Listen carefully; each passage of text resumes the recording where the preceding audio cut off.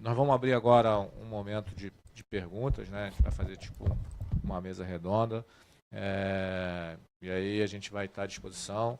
O Júlio, que é o coordenador adjunto da comissão, vai conduzir esse momento, né? E é um momento aberto para que a gente possa trocar figurinha, trocar informações. E eu pergunto ao Luiz, como você imagina que será no futuro a questão da terceirização que, ao mesmo tempo, facilite a vida das organizações, dê às organizações condições delas conquistarem novos mercados, acesso a novas tecnologias, terem o melhor desempenho, terem uma melhor performance e, ao mesmo tempo, contribuindo para que o seu resultado final seja um resultado mais limpo, um resultado mais verde?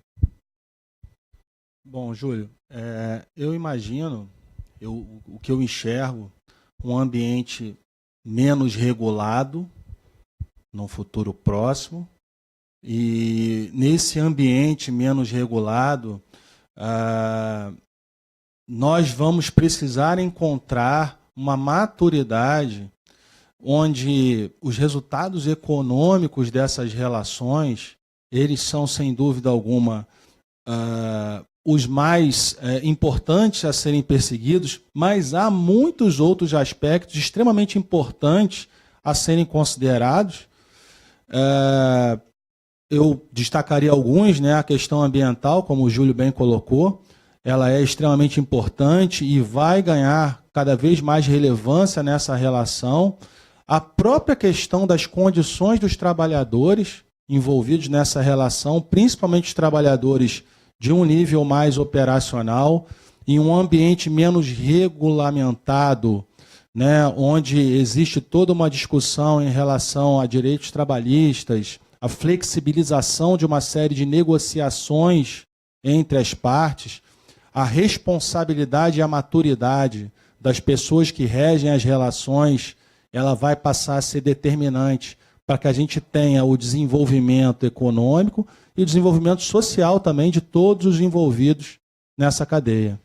Eu até queria aproveitar o gancho, Júlio, me chamou bastante atenção a palestra do Marcos Vinícius, e tudo aquilo que a gente falou, o Meirim falou bastante sobre aspectos críticos dessa relação de terceirização. Eu destaquei alguns pontos, eu vou só lembrar para vocês a questão do grau de parceria, que as organizações vencedoras conseguem ter um grau diferenciado de parceria, e a questão da adaptabilidade e flexibilidade desses parceiros. Meirim, Júlio, Marcos, um ponto de reflexão que me surgiu agora também é que nesse relacionamento, na condução desse relacionamento, as lideranças empresariais do Brasil, nesse momento que nós estamos vivendo, a gente precisa mudar a maneira de conduzir os relacionamentos. Então, eu vou falar aqui de algumas práticas que eu já vi acontecerem e de que a gente tem a responsabilidade de levar agora para caminhos diferentes. Então, assim, eu já vi, até o Marquinhos falou de penalização, eu já vi o contratante penalizando o prestador de serviço para baixar a despesa dele, ou seja, usando aquela penalidade para entregar uma redução de despesa. Isso não é uma boa prática, não é algo que se recomenda dentro de uma parceria. Eu já passei por situações também em que eu até tive que tomar decisões difíceis de substituir prestadores de serviço, porque ele estava embutindo ali algumas despesas, né, de uma maneira não correta, de uma maneira não prevista dentro do acordo, para melhorar o seu faturamento e a sua margem. Então, assim, essas práticas, elas precisam ficar para trás. A gente precisa ter um relacionamento, uma maneira de fazer negócios, uma maneira de conduzir parcerias transparente, ética, pautada somente nos interesses do negócio e fazendo as coisas de uma maneira que todos possam evoluir. Então, práticas ultrapassadas, né?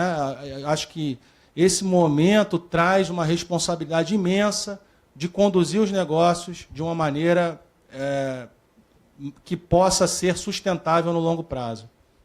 Quais serão os desafios logísticos que nós teremos que resolver e que nós teremos aí que encarar? Ou seja, Hoje nós temos, né, desafios que não são poucos. Mas e daqui a 10 anos? Como é que será o nosso cenário? Bom, Júlio, o Brasil ele tem um problema, né? Se você pegar o plano de investimentos de logística do último governo, você fica encantado. Existem planos, existem projetos muito consistentes para desenvolvimento da infraestrutura de logística no Brasil. O que acontece é um problema de execução. Aqui, por uma série de fatores, não vamos entrar em detalhes, mas a gente não consegue executar efetivamente os projetos que vão melhorar a infraestrutura de logística no país e fazer com que todos nós, gestores, e todos que trabalham na cadeia, consigam trabalhar com uma melhor produtividade. Então, assim, eu quero ser otimista. Está difícil ser otimista hoje no Brasil.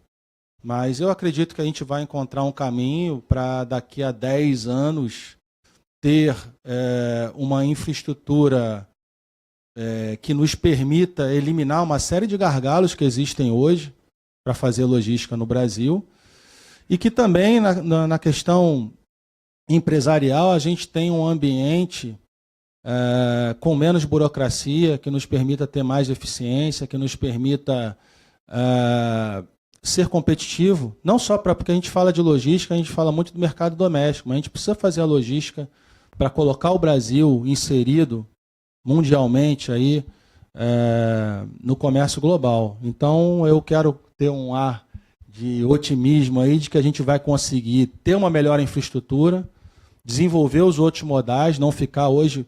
O Brasil é 80% dependente do modal rodoviário, onde a gente tem um grande potencial para desenvolver os outros modais.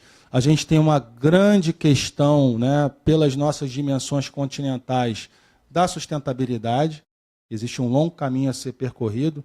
O professor Júlio, como especialista na área, sabe bem disso. Então, a gente tem aí esses caminhos, né? Eliminar os gargalos de infraestrutura, aumentar a competitividade e trabalhar a questão da sustentabilidade. Acho que são esses 3 pilares que eu colocaria e que eu espero encontrar no 14º ELOG em condições melhores do que as de hoje, que não são boas. Só complementando aí a resposta, a questão do planejamento desta terceirização a qual você mencionou, do transporte. Não sei como foi conduzido, mas nessas atividades mais sensíveis, de que podem ter um impacto grande no resultado, um gerenciamento de risco, um mapeamento dos riscos, já com ações previstas caso alguma coisa não saia como foi planejado, porque eu imagino que a sua distribuidora de medicamentos, certo? Ela já sabia que a transportadora faz essa operação para o concorrente, eu imagino que já sabia. Então isso... No planejamento, esses riscos precisam estar claramente identificados, serem exaustivamente discutidos até a tomada de decisão. Eu imagino que foi tomada a decisão, olha, mesmo com este problema, o melhor caminho é ir com este parceiro. Mas já precisa estar muito bem mapeado isso no processo de planejamento, para que a execução, como também o Marquinhos destacou muito isso, né?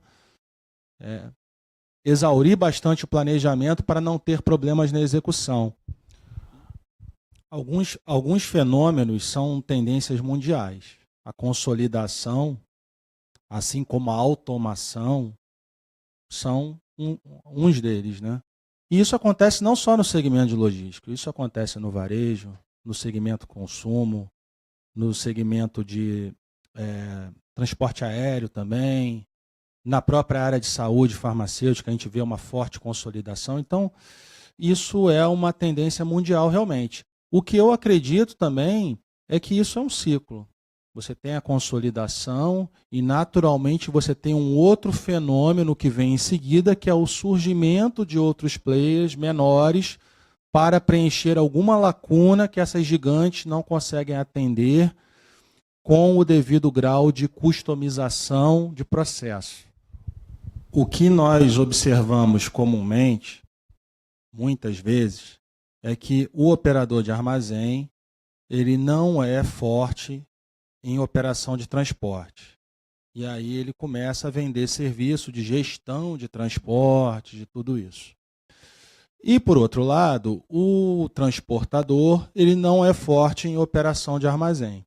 Então, esse é um movimento arriscado para o próprio prestador de serviço, passar a vender algo que não é a sua fortaleza. Esse é um movimento que traz consigo um risco. Mas o que eu citei é que é na maioria das vezes. Eu, por exemplo, não tenho nenhuma resistência em estar aberto, em sendo contratante, de experimentar esse novo serviço que está sendo oferecido. Realmente, muitas vezes, a gente vê que o nível de serviço oferecido não é o mesmo do que aquela expertise que esse fornecedor tem. Mas, se estruturando bem, planejando bem, trazendo tecnologias profissionais, por que não? Por que ele não teria a capacidade de fazer? Se ele tem capacidade de investimento, se ele tem a condição de ter bons profissionais, boa estrutura física e boa tecnologia. Então, assim, eu vejo totalmente possível. Realmente, na prática, muitas vezes acaba não acontecendo, mas a tendência é que isso passe a acontecer e que tenha uma taxa de sucesso maior.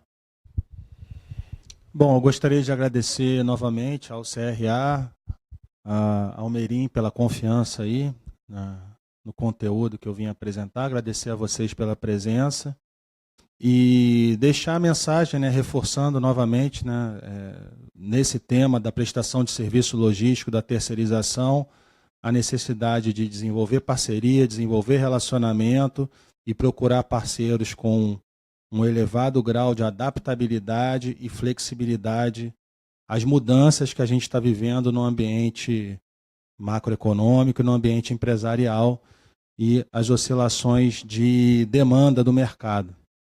Ok? E torçamos aí para o aquecimento aí do mercado, da economia, para que o Brasil volte a gerar consumo, gerar demanda e gerar muita atividade logística aí.